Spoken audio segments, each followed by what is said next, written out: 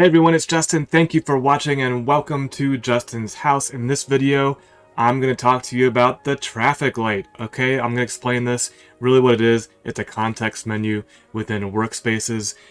If you've been using ServiceNow for a little bit, you're probably familiar with right-clicking on a form, on any form. So you can get to these UI actions, we call them. You can, if you're an admin, you can do some configuration, some exporting, and then some other stuff like copying the sysid or copying the URL to send it to somebody. And then there's what we used to call, or I still call it, the hamburger icon. The hamburger icon is right up here in the upper left, and you could basically get to the same form, this contextual menu that's also available here if you right click. So that's what that is, and we called it the hamburger icon. So let's move to San Diego in a workspace that, you know, everybody got used to the new workspaces. And I can't tell you the number of times I've gone up here to the top here and tried to right click only to see that it doesn't do anything. I get the browser right click menu if I do it there or if I do it here. So there's no context menu there.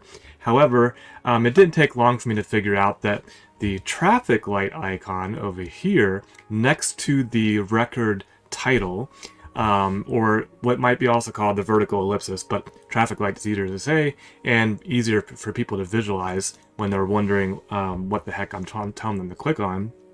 You have the ability to jump to certain sections within your form. So if I wanted to go down to the resolution of the incident, I could jump down that way to the resolution. If I wanted to go back up to the incident details, I can click that to go back up.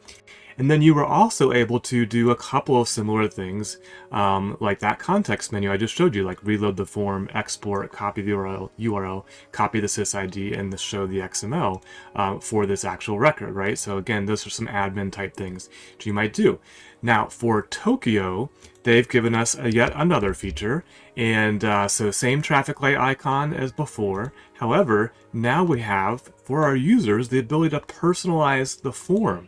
So now we've got this new dialog that will pop up, and they can disable and enable fields that they want to see or don't want to see. If you're familiar with the way they used to do this in the old days, you went up to this icon right here, which is a little 3 lines and 3 dots, and you could click on this and you could personalize the form. You got everything kind of similar to what you just saw in the Service Operations Workspace, but this is kind of hidden away in that traffic light or vertical ellipsis over here when you're in a workspace in the next experience. So that's it. That's a did you know this is there? Did you know that this is capable? Hopefully you learned something about jumping around to different sections of the form, and then also maybe exporting or personalizing the form now in Tokyo. So that's the new feature in Tokyo. I hope you found this video helpful. If you did, please like, please subscribe, or share it with somebody who you think might be interested in personalizing or being more productive when they're moving around in workspaces. And until next time, don't forget to always be learning.